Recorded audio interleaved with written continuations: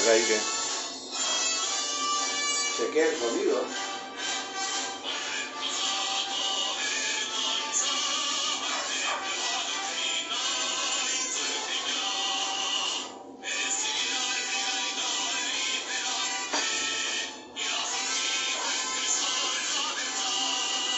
Cuando comenzamos los programas, yo tuve un gran amigo que me orientó en todo lo que era los micrófonos y las instalaciones. Inclusive me llevó a Paruro para mandar a hacer las instalaciones y todo. Siempre ha funcionado lo más bien. Pero no sé si ha habido una especie de caída, lamentablemente mi amigo se fue, se perdió. Y la verdad que ahora falta alguien que un poquito nos oriente a poder recuperar, porque el sonido es excelente.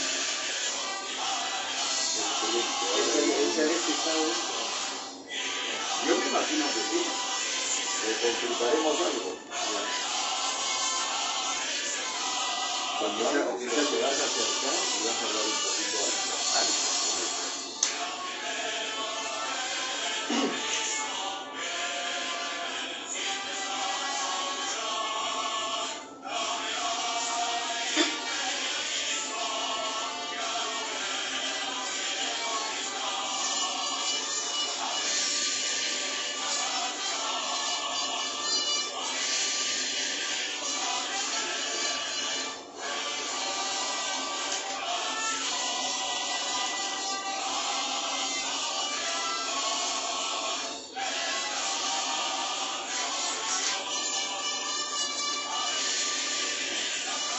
¿Cómo es el sonido?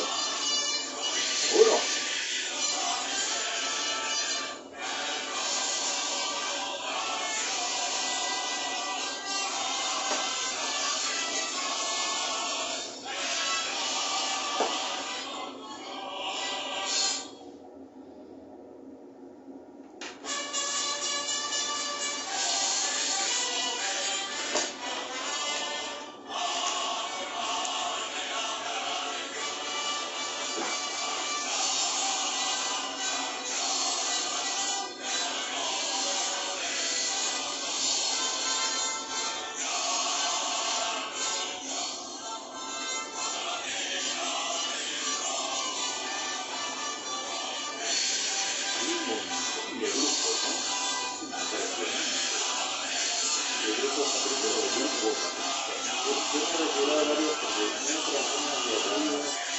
He quedado con un par de unas discusiones y a veces si vienen que no pulsan, porque cuando una discusión se puede expresar, dicen de todo, porque ya cuando se pone un plan personal, yo me he retirado de varios, desde que ponen la consulta después me parece que ahí, bueno, yo tengo una retiración, yo valúo que me quedo en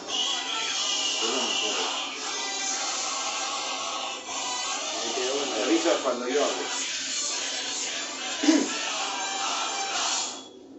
Muy buenos días, muy buenas tardes o muy buenas noches. Depende de dónde y a qué hora nos estén sintonizando.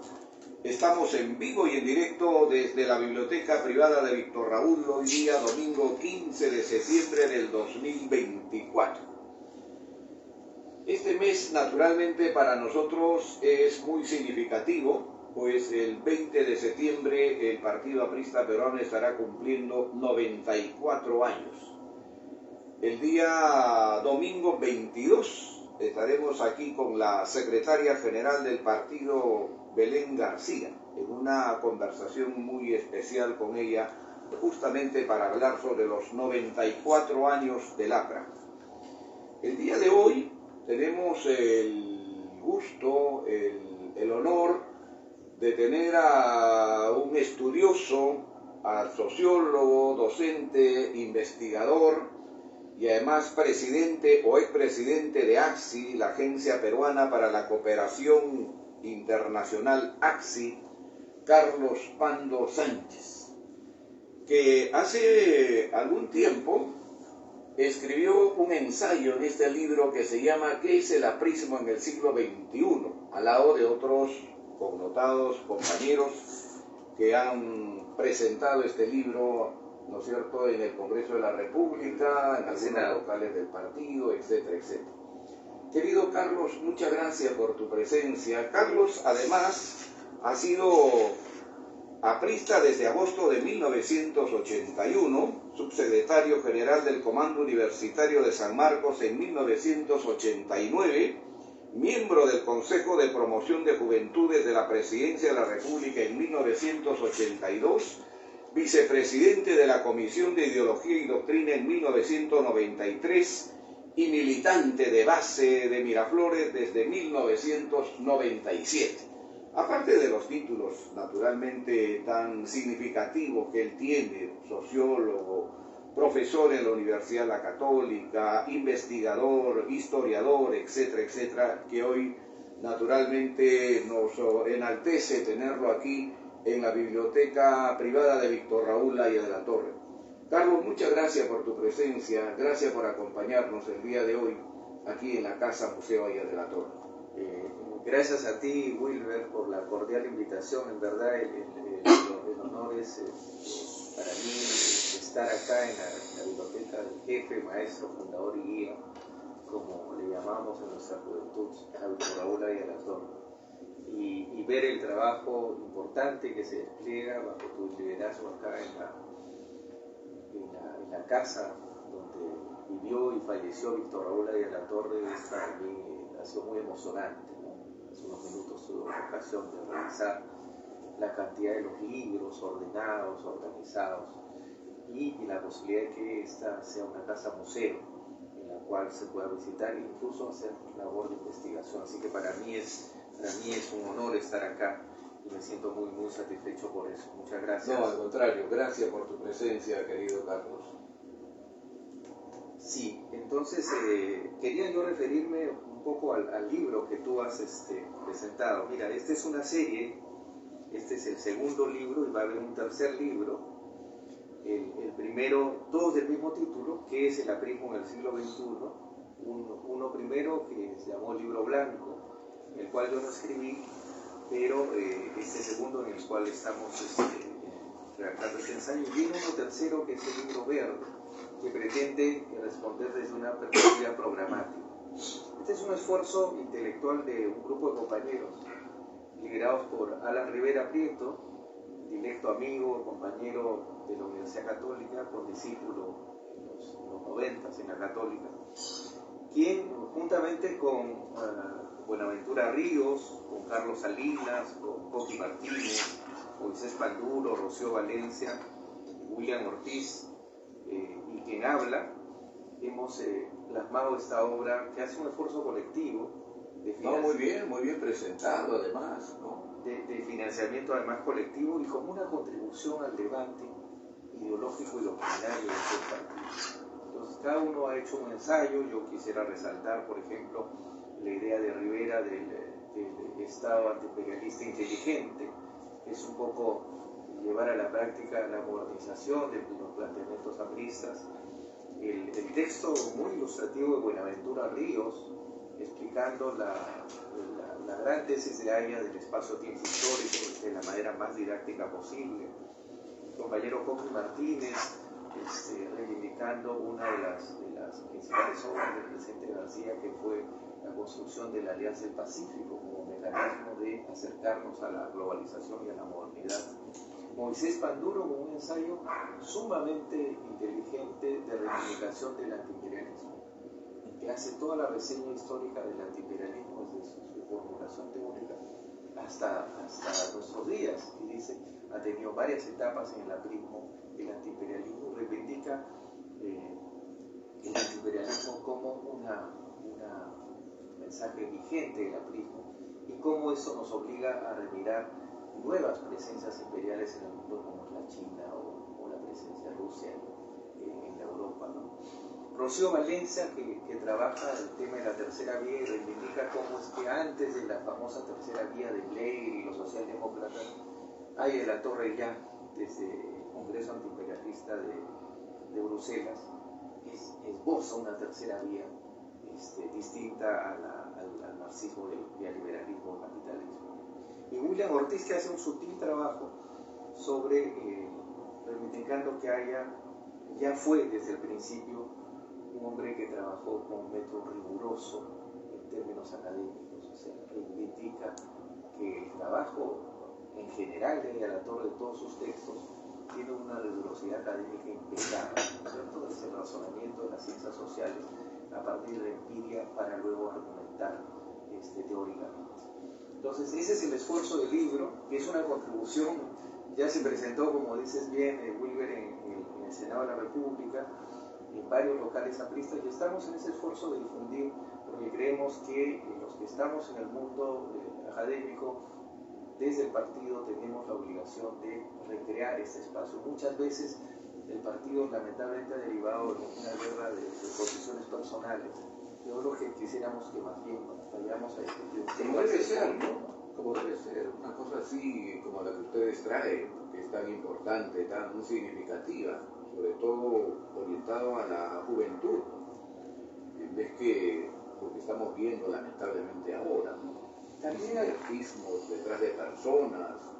También hay un trabajo que es bien interesante, que se ha incluido, el de Carlos Salinas, que es más joven que nosotros, un relativamente joven abogado, pero además artista, que es un poeta, y que reivindica en su texto, hace como un esfuerzo ficcional de la Serafín del Mar, ¿no es cierto? Hace un diálogo con Magda Portal ficcional, que es un esfuerzo literario que está incluido en medio de los ensayos. Entonces tiene también su matiz artístico, como era el aprismo fundacional, ¿no es cierto?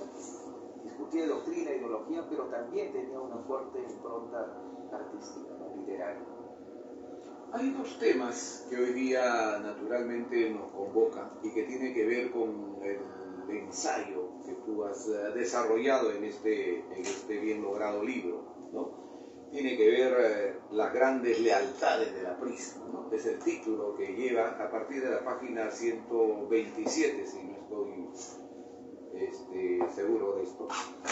Y ahí tú desarrollas aquello que es importantísimo para poder saber cuáles fueron esas lealtades hacia el aprismo, cómo lo has concatenado esto, cómo es este desarrollo de este título, ¿no? También logrado, también puesto, las lealtades, ¿no es cierto?, las grandes lealtades del aprismo. Quisiera hacer un pie de página ahí, y está en el texto. En realidad el título, no del ensayo, sino la idea, viene de un mandato del presidente García.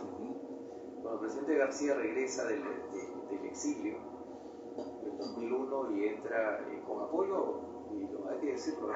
de Wilber Bendezú y de Alan Vuelo y de un grupo de compañeros. Y nos vamos a la elección del 2001, que lamentablemente se pierde. Ahí hay todo un debate, ¿no? Si se perdió, nos quisimos abstener. Lo cierto es que luego de eso, un balance el presidente García, y nos convocó un grupo de compañeros para trabajar lo que él llamaba las grandes lealtades de la vida. Yo al comienzo estaba muy desconcertado, la verdad, Wilber, porque decía a qué se está refiriendo con precisión. Y él nos dio el mandato de rescatar las grandes lealtades programáticas de la PRI, lo que la PRI había tenido como una constante durante toda su historia y nunca había dejado de defender. Entonces, ese esfuerzo se hizo, salió un documento, pero yo pasados 2 años, cuando no conoció la difusión de lo mismo, dije, voy a escribir sobre eso y voy a tratar de... ¿Por qué no se difundió documentar? Porque era un trabajo de gabinete. Ahí estuvimos, yo quiero citar a compañeros que estuvimos, algunos ya desaparecidos. Con Alan no era el grupo que trabajó no, el presidente. Antes de eso, donde estaba la compañera, mal no recuerdo, hombre, Judith Puente. No, esto fue Y donde estuvo también nuestro querido y recordado compañero Javier Barrera, que es un poco el que sí, en este grupo organizaba el grupo. Ese fue otro mandato, más para formar a los jóvenes. Este fue un mandato más académico. Ahí estuvieron gente de diferentes generaciones. Estuvo bueno, en primer lugar estuvo Carlos Rivas Dávila, Mocho Tantaleán, estuvo Agustín Aya, estuvo Germán Peralta, Javier Barreda, me invitaron a mí también, y quizás estoy sin dejar de citar a ellos. Entonces fue un trabajo en gabinete que propuso algún documento que el presidente lo administró, y ahí quedó. Entonces, yo pasados los años, dije, este es un tema que hay que reivindicar, difundir y sobre todo documentar, ¿no es cierto? ¿Por qué decimos, y ahí entro un poco al ensayo, por qué decimos democracia, por qué decimos justicia social, gratuidad de la enseñanza, descentralización como los grandes temas que el partido programáticamente ha mantenido como una constante? Y si me permites, entraré primero a democracia. No, sí. Democracia entendida, Wilber, no solamente como una cuestión formal, ¿no es cierto?, la democracia representativa, la división de poderes del Estado, no, sino la democracia en dos dimensiones más, como formación de valores y ciudadanía, por un lado, y segundo, la democracia que la PRIMO plantea desde el principio, desde el Congreso Constituyente del año 31, es una democracia que va más allá de los linderos de la democracia representativa burguesa, vale decir, introducir otros instrumentos para ampliar la participación, particularmente el Congreso Económico Nacional. El Congreso Económico Nacional no solamente una reivindicación aprista que lamentablemente nunca logramos plasmar, a pesar de los constituyentes apristas el 31 y el 77, 78 la defendieron, lamentablemente nunca tuvimos los votos. Pero ¿por qué es importantísima? Porque eso redimensiona la visión del aprismo sobre la democracia representativa. Está incorporando la posibilidad del diálogo, tú sabes bien, entre el capital, el trabajo intermediado por el Estado. Algo de eso se ha plasmado en el Ministerio de Trabajo, el Consejo Económico Nacional, pero en realidad es una caricatura. Lo que plantearon los apristas ya era que hay una representación, incluso que haya elecciones y que desde ese Congreso Económico Nacional se dieran las políticas presupuestales, las políticas públicas de gestión, las políticas de desarrollo. Era casi como el centro económico del país marcado por una representación, que además tenía que tener representación sindical del Estado, naturalmente, y del empresariado. Una idea súper importante, un avance democrático. Que quizás hasta hoy podría expresarse, ¿no es cierto?, en una situación tan difícil como la que vive el país. Mira, en otras latitudes se ensayaron cosas parecidas sin tener esa dimensión. Por ejemplo, Perón en su gobierno de 46 al 55 tuvo una suerte no de congreso, pero sí un espacio delegado que los sindicatos tenían mucha fuerza y los planes quinquenales peronistas salían de ese contexto, ¿no?, como el empresariado, por el Estado.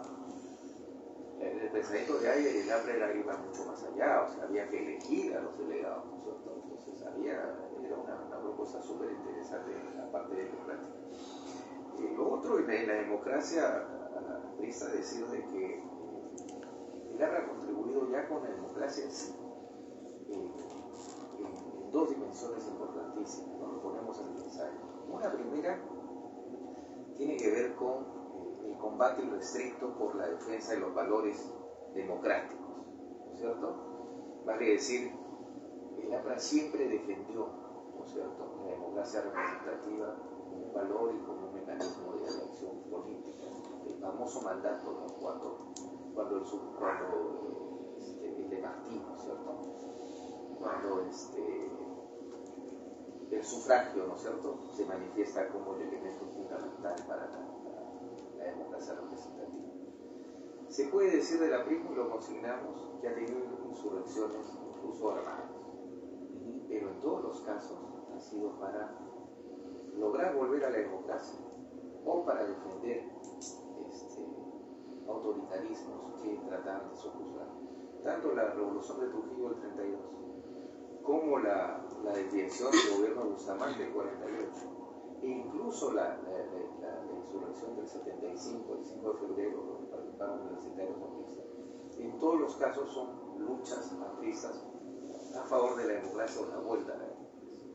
De manera que hubo un debate, lo digo esto porque recordarás que cuando asumió el presidente Castillo hubo todo un debate y se decía el gobierno de Castillo está vinculado a grupos senderistas, ¿no?, los parlamentarios de Castillo decían, cuidado, nos acusan de terrorismo cuando el APRA hizo terrorismo, hizo insurrección armada.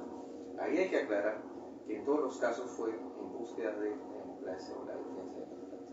En un segundo momento, es importante también el aporte del aprismo democrático durante el primer gobierno del presidente García en la lucha contra el Y una cosita que creo que es importante antes que ingresemos a esa etapa, ¿no es acaso también fundamental, importantísimo, la incorporación de la mujer al proceso democrático mismo? Ciertamente. Muy bien lo indicas ahí, ¿no? Ciertamente. Reivindicar a la mujer sus derechos laborales, el pedir el voto, no esa parte, por ejemplo, sí, tan significativa, ¿no? Ciertamente, porque recuerda que el escenario que se tenía en los años 30 era todavía muy restringido. O sea, los derechos de la mujer no tenía derecho al voto. Los derechos de los analfabetos, ¿no es cierto? De los jóvenes, ¿no? Porque el voto era hasta los 18 años. El aprismo es precursor, ¿no?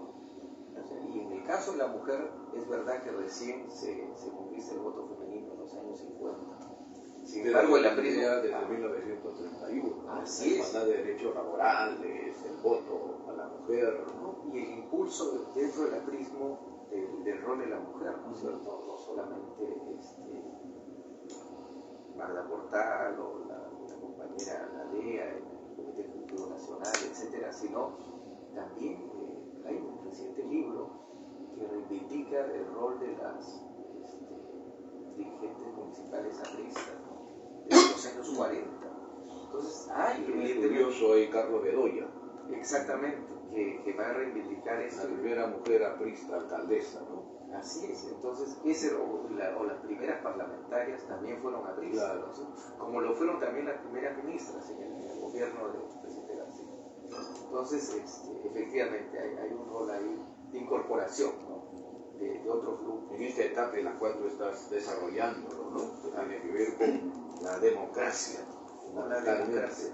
Sí, sigue por favor, querido. Y lo otro es lo que te comenzaba a mencionar durante la etapa de la lucha contra el terror, donde inclusive se ha hecho un documental, ¿no?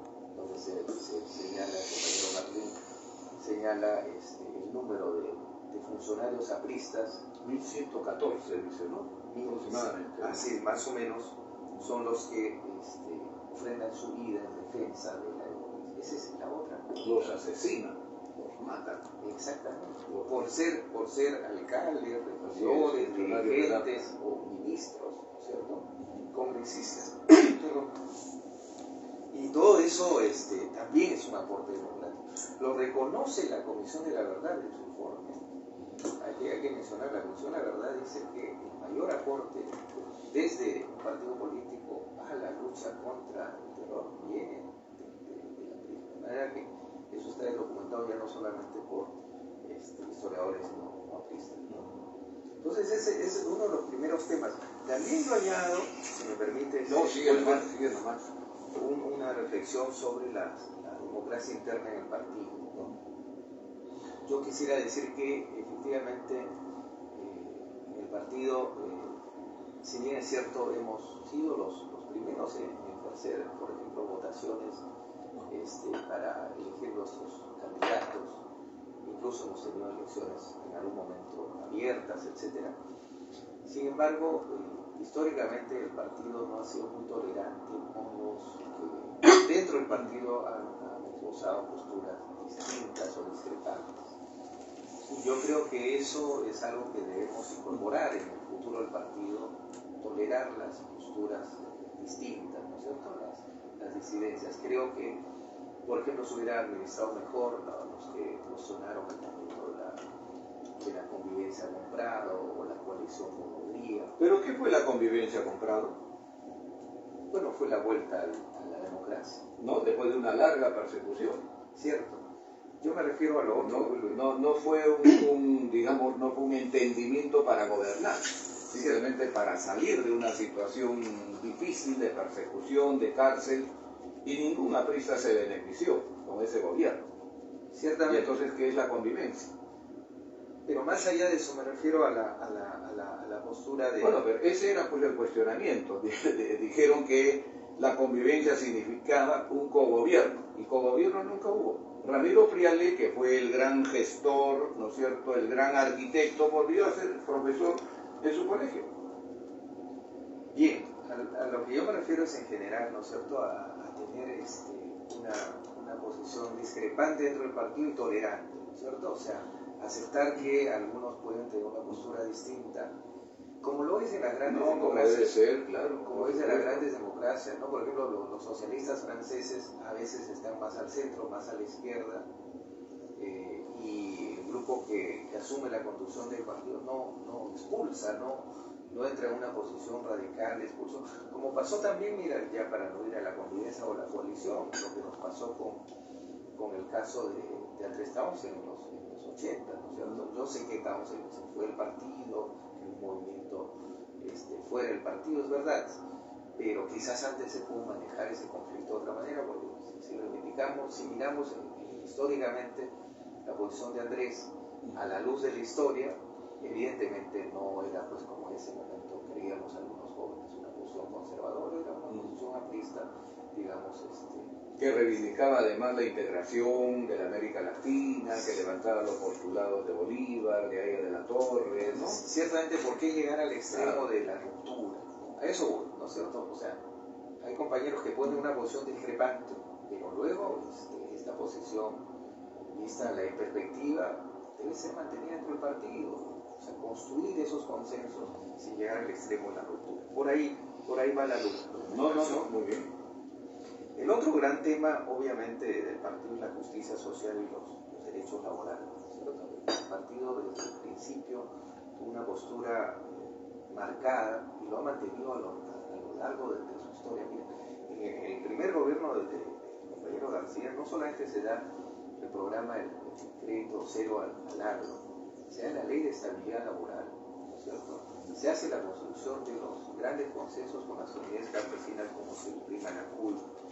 En el segundo gobierno del presidente García se hace la obra más reivindicativa en materia de justicia social, la disminución de la pobreza en 25 puntos, ¿cierto? El gobierno del presidente Toledo la dejó cerca del 50%, y al irse el presidente García está en tantos puntos la disminución de pobreza, que dicho sea de paso, ha vuelto a subir, que es un retroceso histórico. Claro, se puede decir por la pandemia, pero también por la mala ejecutoria de estos últimos 6 años. Entonces, ¿qué más redistributivo hay que la disminución de la pobreza y la pobreza extrema? El analfabetismo durante el segundo gobierno del presidente García desaparece. Técnicamente, un país deja de ser analfabeto cuando logra el 5%. Finalizado el gobierno del presidente García, con el programa, que es el programa de lucha contra el analfabetismo, se logra llegar a la meta. Ahora subió un poquito, no sé por qué, 7%. Y un poco la gran pregunta que nos hacemos, ¿no? Y justamente este tema lo traje a colación en el Cusco con los compañeros jóvenes de allá, a decir, ¿cómo si hicimos el mejor gobierno, si estas cifras son tan expresivas, ¿no es cierto?, que hemos disminuido la pobreza, hemos desaparecido el analfabetismo? ¿Cómo es posible que eso no se haya expresado en nuestro guarismo electoral? ¿Por qué esta situación, digamos, tan difícil en el tema electoral, con el mismo Alan García, inclusive en 2016? Sí, ¿A qué atribuyes tú eso? Yo diría que errores estratégicos de conducción, ¿no es cierto? No el presidente, pero sí la dirección del partido. Creo que tú lo has dicho algunas veces, ese no atrevimiento a asumir responsabilidades por un lado. Por ejemplo, no tener candidatos en el año 2011 fue absolutamente suicidio. O sea, la renuncia de la invitada, la señora Grau, no manejar bien esa coyuntura fue gravísimo. Entonces, yo diría que, y segundo, que es lo más, yo lo extrapolaría a la votación importante que tuvo nuestro compañero Luis Alba Castro en el año 90. ¿Cómo? ¿No? Habiendo hecho, entre comillas, un gobierno pésimo, que para mí no lo fue, ¿no es cierto?, habiendo llevado cifras económicas pues tan difíciles, Sin embargo, el resultado electoral fue importantísimo, ¿no? Yo creo Una que semana más de campaña y Lucholo pasa a la segunda vuelta. ¿Y cuál es la diferencia entre las dos administraciones? En la primera hubo, yo diría, una orientación directa a determinados sectores sociales que históricamente siempre nos importan. Son tanto los agricultores de la costa, los obreros organizados, los educadores. Falta decir que en el gobierno aprista hubo una incorporación importante de maestros al sistema educativo nacional. Ese tipo de cosas nos permitieron tener esas lealtades electorales. El segundo lo vimos, creo, digo, porque yo también fui parte del segundo gobierno, lo vimos desde la macroeconomía solamente. Entonces miramos que las cifras disminuían, pero no teníamos un correlato directo a nuestros, que yo llamaría, digamos, vimos ese discurso popular, ese mensaje popular hacia la gente, aun cuando hemos estado haciendo cosas muy importantes para ellos. Así es, y yo creo que no supimos transmitir y debimos también tener algunas medidas específicas. Permíteme, después hablaremos seguramente de populismo latinoamericano. Los peronistas, por ejemplo, aún con Menem y también con Kirchner, han mantenido políticas y legislación leal a sus electores. Las leyes peronistas, aún con Menem y con Kirchner, para reivindicando la jubilación, el tema de las vacaciones remuneradas, etcétera, etcétera, son temas que finalmente el electorado te va a reconocer. O sea, yo creo que por ahí habría que hacer una retirada. ¿Te parece? Yo creo que sí. Muy bien.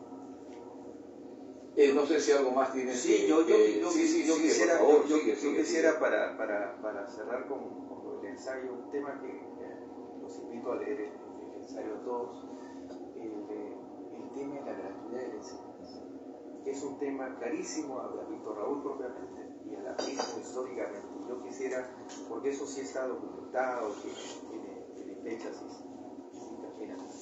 El año 46, la célula parlamentaria aprista logra aprobar la gratuidad de la enseñanza primaria, el año 46. Y el año 63, contrariamente a lo que podrían decir que estábamos en la coalición con el rodriguismo, la célula parlamentaria aprista, a instancia de los senadores, sobre todo Luis Alberto Sánchez, logra que se apruebe la gratuidad de la enseñanza secundaria. Y en la Constitución del 78 hacemos que aparezca la educación pública como prioritaria.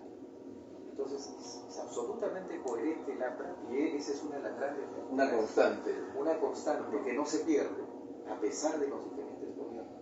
46 primario, 63 secundario, y en el 78 la educación universitaria pública, que es, Wilber, si me permites, el principal movilizador social en América Latina. O sea, si tú quieres tener posibilidades, no diré de ascenso social, pero sí de que los hijos de los obreros o los campesinos puedan acceder a mejores condiciones, es a través de la formación. Y eso lo tenía muy claro el partido y ahí la torre, y en eso hemos sido absolutamente reales. Si a eso le suma el esfuerzo del segundo gobierno del presidente García en materia de colegios emblemáticos, colegio mayor de alto rendimiento, la carrera pública magisterial, ¿no es cierto? Puedes decir que el aprismo siempre estuvo preocupado, no solo por la gratuidad de la enseñanza, sino por la calidad educativa. Se ha desmontado. Mira, lamentablemente en la carrera pública magisterial ha habido retrocesos en los gobiernos después del gobierno del presidente García. Y ahora la carrera pública magisterial, sobre todo el actual Parlamento, hace que el que no reúne los requisitos pueda ser promovido. Entonces, mira, yo creo que ese es un tema que el aprismo programáticamente debería volver a trabajar. ¿No?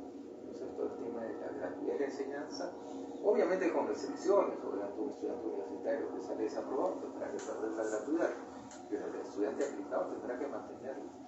Y segundo, la calidad educativa, ¿cierto? Una carrera pública magisterial impecable, meritocrática, deberían ser parte de las banderas programáticas de la PRISMO moderno. Y bueno, el último tema, la regionalización y descentralización. Obviamente ahí reivindicamos la propuesta de Javier Vidal nosotros, al fin el gobierno del presidente García I, logramos construir un sistema real de regiones que luego el general Fujimori clausuró el año 92, o sea, porque con esta vocación de concentrar poder más.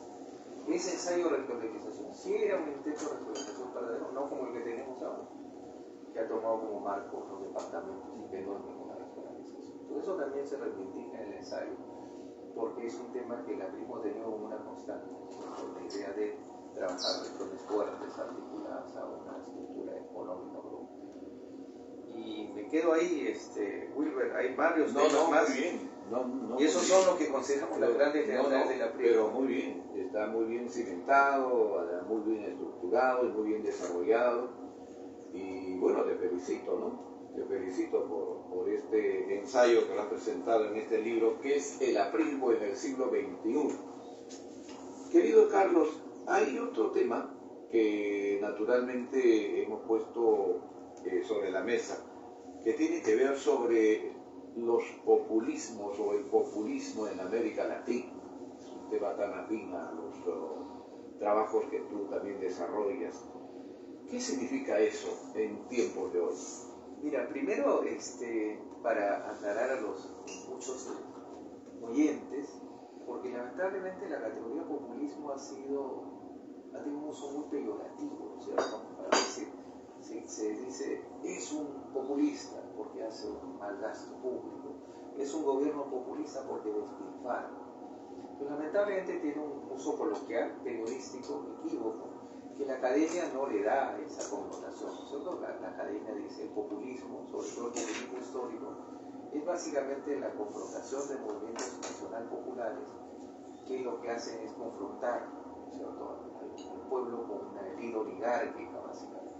Ese es el concepto original, ¿no? Ahora, claro, se ha desarrollado el concepto de diferentes modalidades, incluso se habla de populismo de izquierda, populismos históricos, populismos de izquierda, incluso populismo de derecha.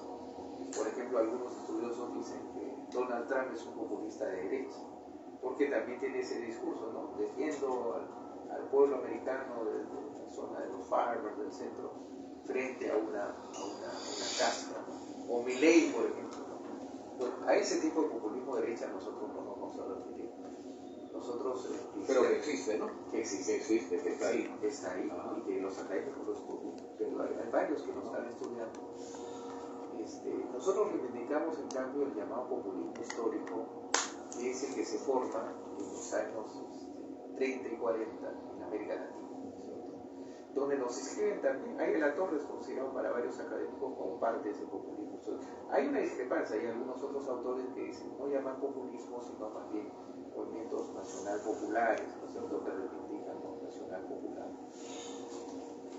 Y eso surge, Wilber, en la crisis de los años, en los años 20, con la famosa crisis del crack de Nueva York, ¿no? La crisis que hace que toda la América Latina, que venía supuestamente desarrollándose con las inversiones extranjeras norteamericanas, en el caso de Perú, Leguía, ¿no es cierto?, la Patria Nueva, entran en crisis y que hacen que haya no solo despidos en Nueva York masivos, sino que sufran las consecuencias de los países de América Latina.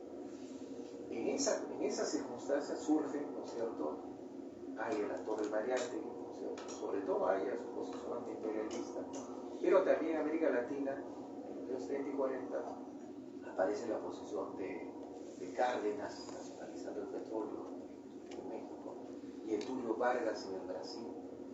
Aparece luego, más adelante, Juan Domingo Perón, ¿no es cierto?, con esta idea del peronismo reivindigativo de los sectores sindicales. Aparece también toda la playa influidos por el aprismo de Víctor Raúl, Acción Democrática en Venezuela, etcétera, ¿no? Entonces, Eliezer Gaitán, el líder liberal colombiano, que reivindica, dicho sea de paso, el pensamiento de Galia cuando a Gaitán lo entrevista y le dice, porque el liberalismo, como sabes, el liberalismo colombiano no es tan doctrinario como la presión. Cuando le preguntan cuál sería su afinidad ideológica doctrinaria al doctor Gaitán, dice, mire, si ustedes me hacen pensar en eso, yo diría que básicamente me identifico con el pensamiento de la Torre y su posición antiimperialista. Entonces, todos esos movimientos surgen y algunos llegan a ser gobierno, ¿no es cierto? Perón, Vargas, Cuauhtémoc, Carlos, y desarrollan lo que se llama el populismo histórico, ¿no es cierto? Que básicamente es el crecimiento hacia adentro y una posición de confrontación con el capital imperialista extranjero.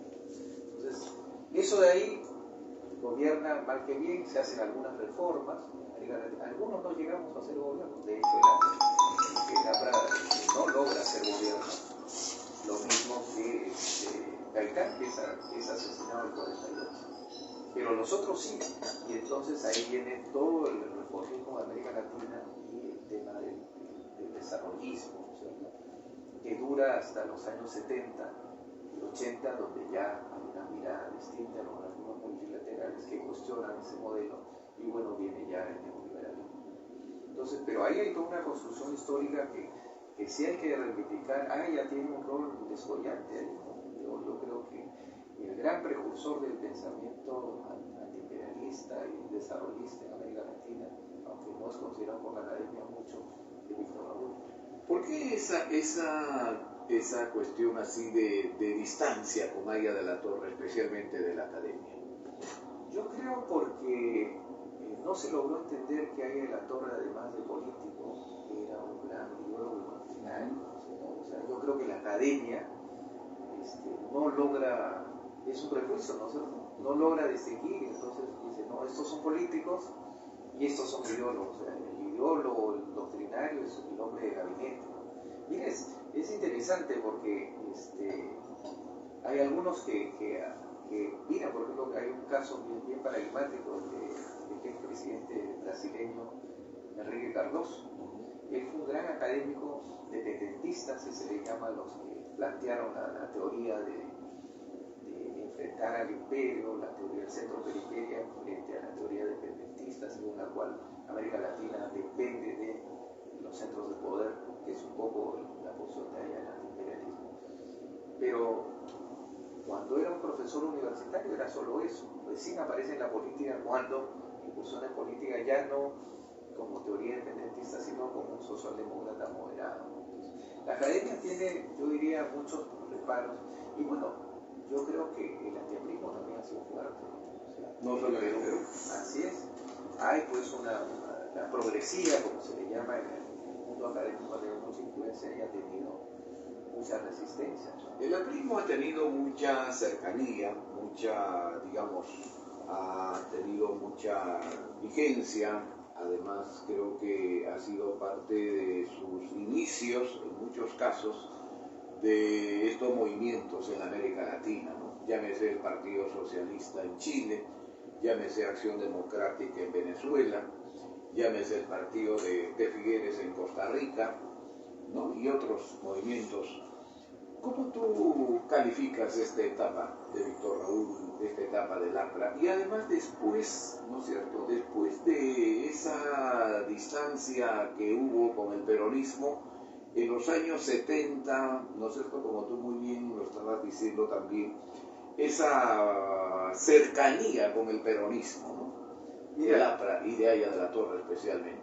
Es bien interesante primero lo que mencionas, porque recordemos que la idea original del jefe era formar un movimiento continental, ¿cierto? Un movimiento continental antiimperialista que en teoría debe ser el APRA, ¿no? Claro, que nuclee varios partidos apristas en América Latina, cosa que al principio se comienza a constituir, ¿no? Tú lo has dicho en varios programas antes, has reseñado, ¿no? Los costarricenses, los cubanos, etc., ¿no? Cómo había movimientos apristas como tal, nombre y apellido, aprismo de cada uno de sus lugares.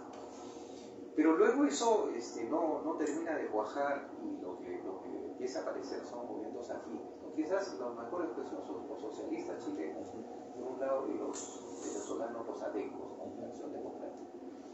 La influencia está documentada, hay muy buenos trabajos últimamente sobre la influencia del anarquismo en Chile, ¿no es cierto?, en sus diferentes etapas de exilio.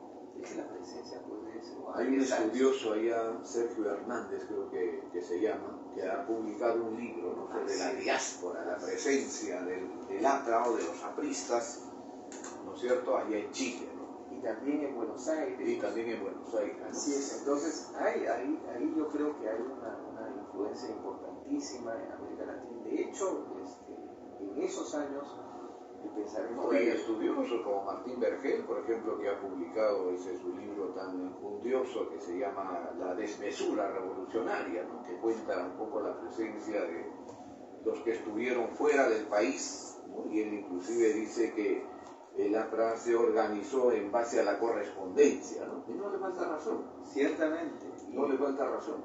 La presencia destacadísima de Suárez y Sánchez en Chile, en Chile y en Argentina, ¿no? Escuelas periodísticas, ¿no? Ercilla, ¿no? O sea, sin duda. Tanto que Ercilla, cuando recuerda los 50 años, ¿no es cierto?, y el homenaje que le hacen a Seoane, ¿no es cierto?, ponen ahí en líneas iniciales todavía, ¿no es cierto?, indicando que Manuel Seoane le cambió la cara al periodismo en Chile.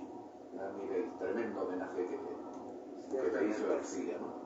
Ciertamente. Pero bueno, sigue nomás, por favor, mira, querido Carlos. Y lo otro es el tema que tú mencionas. Yo también, una de mis pasiones académicas es el estudio de la política argentina. Y quisiera decir que la relación con Perón y el peronismo ha tenido varias etapas, ¿no? Y yo creo que particularmente ahí en La Torre tuvo cierto recelo inicial, ¿no? Recordemos que Perón, originalmente militar y antes de ser presidente, ser parte del gobierno militar, ¿no es cierto?, de los años 40, ¿no es cierto?, el grupo de uniformados, de oficiales que nuclea y que luego permite el surgimiento del peronismo, viene de la dictadura militar, propiamente dice. Entonces había cierto recelo con el peronismo, a pesar de que Perón, cuando entra al gobierno del 46 al 55, reivindica un poco la tercera vía, la justicia social, etcétera, ¿no? La independencia entre el capitalismo y el marxismo, etcétera. Sin embargo, yo creo que Haya era prudentemente distante, ¿no? Es más, recordemos que Haya era más afín a los radicales y a los socialistas, ¿no? Recordemos de los socialistas Palacios, claro. Así es, ¿no es cierto? Entonces la cercanía con ellos era particularmente importante. Sin embargo, ¿no es cierto?, hay toda una evolución. Yo quisiera citar para empezar el texto de Armando Villanueva, de La Gran Persecución, donde narra, ¿no es cierto?, cómo es que se organizan los apristas en Buenos Aires, visitan a Perón, Perón los recibe, y en coordinación con el gobierno también, otro gobierno, mira, lo habían pasado por alto, el de Tomás Estensoro, Hernán Siles Suazo y Juan de Chile, en Bolivia, que hace la revolución del 53, ¿no es cierto?, que tiene también fuerte inspiración aprista, ¿no es cierto?, porque es reivindicativa, es reformista. Entonces se intenta hacer un movimiento, al decirlo, ¿no es cierto?, se organiza un grupo de jóvenes apristas armados para, entrando por Bolivia, logren combatir al organismo. Recordemos que ahí estaba asilado en la embajada, etc. Y este movimiento se logra consolidar, pero lamentablemente fracasa. Desentendimientos hubo ahí. Y sobre todo porque Perón, que estaba confrontado con Rodríguez por un tema petrolero, decide un poco ya abstenerse de esa aventura. Entonces, hay una cercanía, ¿no? Hay una cercanía, una simpatía. De hecho, en el texto de Villanueva se narra como Perón tiene como texto de cabecera el antiimperialismo y el hambre. Entonces, que se suma a lo que he mencionado de Gaitán y que luego Alan García en su metamemorias también menciona su encuentro con Perón ya en vísperas del 72 volviendo. Y finalmente yo creo que ya la reivindicación está en el magnífico libro que tú has editado, Wilber. 130 artículos. 130 artículos de una soledad sobre el APRA, donde hay un bello ensayo de Víctor Raúl festejando, y más que festejando, reivindicando el triunfo justicialista del año 73, ¿no es cierto? ¿Y por qué? Porque ahí en La Torre ve que no solamente es la vuelta a la democracia, son 17 años de forzado exilio del peronismo y de marginación del peronismo en era el movimiento popular importante, lo es, yo creo todavía en la Argentina, porque ahí la Torre señala que Perón finalmente está coincidiendo con la visión integracionista, en la visión de justicia social y en la posición equidistante de ambos polos. Estamos todavía en los 70, ¿no? Capitalismo, marxismo, que era la bronca entre los americanos y los soviéticos, ¿no es cierto? Entonces, en ese sentido reivindica Perón, y porque además, y a ella también ahí, y eso lo vinculo a mi ensayo, siempre va a reivindicar la opción democrática, ¿no es cierto? El voto popular, que es el que urge a los que tienen mandato, no de otra manera. Y por tanto, la vuelta de Perón en el 72, se consolida el 73, es para él la Torre una visión absolutamente democrática y reivindicativa de los ideales apristas finalmente, la conciencia con Perón. Y el tema que tiene que ver con Chile, digamos, donde el Partido Socialista ha tenido naturalmente presencia, ha sido gobierno, y justamente el 11 de septiembre hemos recordado el golpe de Pinochet contra Salvador Allende. Y justamente Víctor Raúl cuestionaba la manera y la forma como Allende, ¿no es cierto?, se comportó con su gobierno.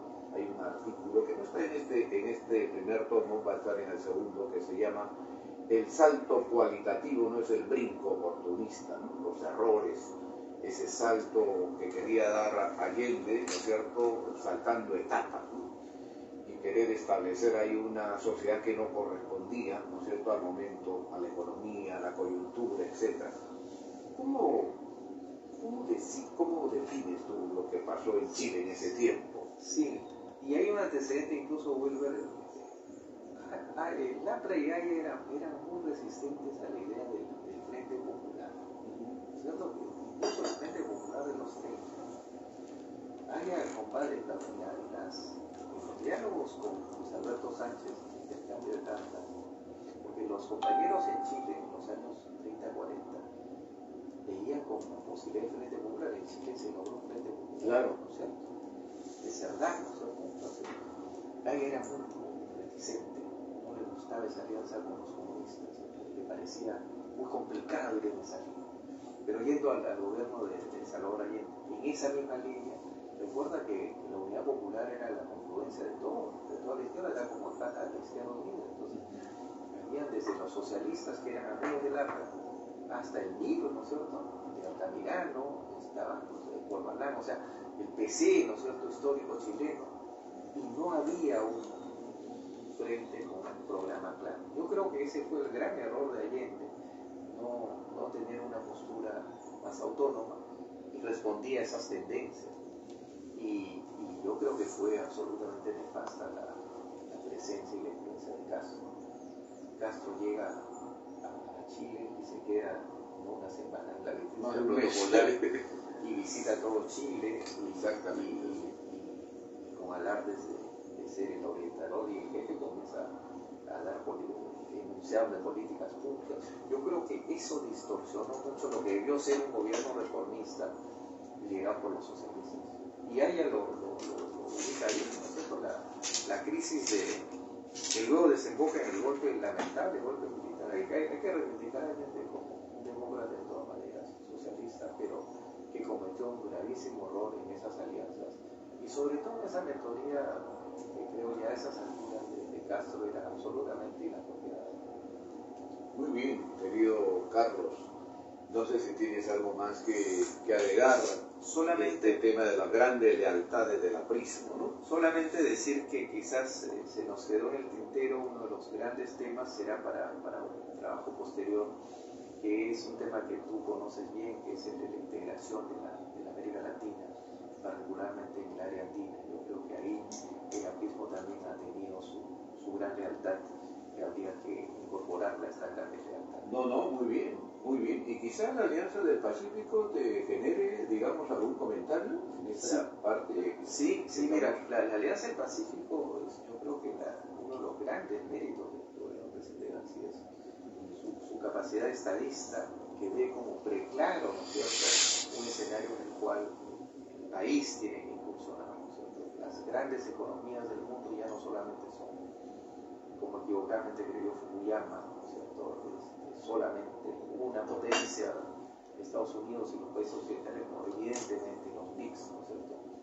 Brasil, Rusia, China, la India y Sudáfrica se han sumado. Entonces ya no es un mundo unipolar después de la Guerra Fría, sino un mundo multipolar. Mira lo que tenemos acá con la presencia china. Que también hay que estudiar desde la otra perspectiva. Yo lo invitaba al compañero Panduro, que escribe sobre eso en el libro azul. Hay que desarrollar la presencia imperial de China en América Latina. Claro. ¿Y cómo ves a la Unión Europea?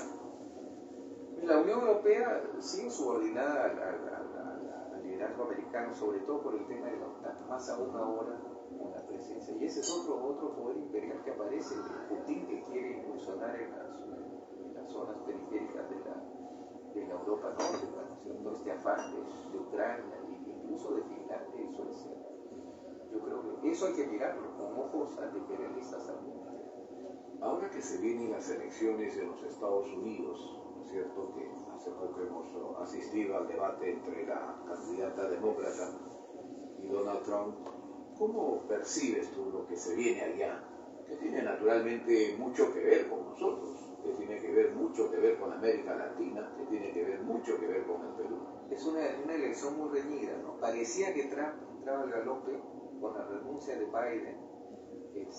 Kamala Harris ha sacado la garra, como se dice, y están peleando los demócratas. Una elección difícil, ¿no? Porque normalmente después de una administración que no ha sido muy brillante en lo económico, es difícil. Va a ser muy apretado. Ahora, ojo ahí, que las elecciones americanas no hay que medirlas por las encuestas, porque como sabes bien, Wilber, es una elección indirecta y a veces tiene más votos uno que termina perdiendo. No siempre el que tiene la mayoría del voto popular gana. Exactamente, hay que mirar los estados claves, ¿no? Hay los que llaman los estados bisagra, dicen los gringos. Hay que mirar bien Wyoming, Minnesota, Arizona, Pensilvania, y ahí hay que mirar más de lupa, más fina, nos permitiría saber. Es una elección muy reñida. ¿Cómo repercute en América Latina? Sin duda, ¿no es cierto? Sin duda. La administración de Harris no va a ser lo mismo que Trump. Y todo el tema migratorio. ¿Y México? Mira, en México yo creo que va a haber una mejor situación porque López Obrador... ¿Crees que la presidenta que ha sido elegida sea, digamos, más dialogante? Va a haber un matiz con López Obrador, esperamos que haya un matiz. La persona, la mujer, yo creo que debería haber un matiz, a pesar de que es de la misma línea, pero ella está más, tiene un origen más académico, más reflexivo, ¿no? López Obrador ha sido presidente más políticamente puro, entre comillas, es decir, una posición muy dura frente al Perú y la afinidad con Castillo es fácil. Totalmente. Pero esa relación, digamos, que hay entre México y Estados Unidos, ¿no te parece a veces muy significativa? Porque claro, él es muy rápido en denunciar y a veces en insultar a los países del sur, pero con los Estados Unidos casi ni se mete, ¿no? Claro, lo que pasa es que es pues, el gran drama mexicano, ¿no es cierto? Tan lejos de Dios y tan cerca de los Estados Unidos, ¿no es cierto? O sea, todas las administraciones mexicanas tienen un doble discurso ahí, a veces enfrentado, antiimperialista, pero en la práctica tiene que haber una negociación. El tema migratorio es muy dramático, ya no solo por los propios mexicanos, ¿no es cierto? México es un lugar de paso, vienen centroamericanos en cantidades industriales y tratan de cruzar la frontera y eso genera conflictos muy fuertes. Y lo otro es que también el Tratado de Libre Comercio, el famoso NAFTA, hizo que migraran capitales canadienses y norteamericanos a los estados del norte, porque México también son los Estados Unidos de México, claro, y establecieron las famosas maquilas, o sea, la producción industrial subvaluada, ¿vale? Con obrero barato, lo que llamaríamos acá el cholo barato, ¿cierto? Hay ahí un tema que finalmente los buenos mexicanos han hecho la vista gorda. Y las migraciones que ahora en el Perú las estamos sintiendo, ¿no? Con esto de la presencia de los amigos venezolanos. Y que se anuncia la posibilidad, la crisis boliviana nos está anunciando la posibilidad de una migración masiva boliviana. Anuncia como 1 millón. ¿Hasta qué punto eso Bolivia tiene más o menos 10 millones de habitantes. Entonces, en la medida en que esa crisis, y ese es un tema que lamentablemente la política pública no lo está mirando, ¿no es cierto? Tenemos 1,5 millones de venezolanos ya, que demandan escuela pública, demandan CIS, demandan empleo, etc. ¿Cómo lo está diseñando? Lamentablemente pues estamos en un piloto automático. Ojalá, y es un mensaje quizás final, mi querido Wilber, para esta cordial invitación, ojalá que el partido logre articular una propuesta programática. Desde nosotros vamos a hacer una propuesta en el libro verde que también queremos a que sea. Esperaremos entonces la publicación del libro verde, ¿no es cierto?, que anuncias. Y muchas gracias, pues, querido compañero y amigo Carlos Pando, por su presencia el día de hoy aquí en Vía Mercedes, en la Casa Museo, en la Biblioteca Privada de Víctor Raúl. Gracias a ti. No, gracias a ti, muchas gracias. Ha sido una hora de diálogo, de hacer un recorrido por los temas principales que nos ha traído el día de hoy Carlos Pando Sánchez, sociólogo, historiador, investigador, expresidente de ACTI. Muchas gracias, querido Carlos. Gracias a ti. Gracias a todos ustedes, queridos amigos, queridas amigas, queridos compañeros, querida compañera, por habernos acompañado el día de hoy, domingo 15 de septiembre del 2024. Nos veremos el próximo domingo 22 de septiembre a la misma hora, con la presencia de la secretaria general del partido, compañera Belén García. Muchas gracias. Gracias, querido compañero Iván Villar, por su apoyo y su ayuda el día de hoy. Gracias, Carlitos, ¿no? Muchas gracias.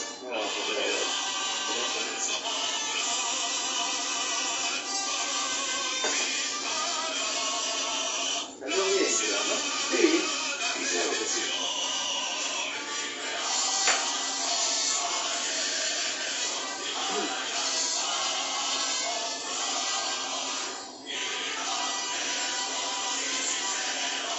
Tú avisas, Iván.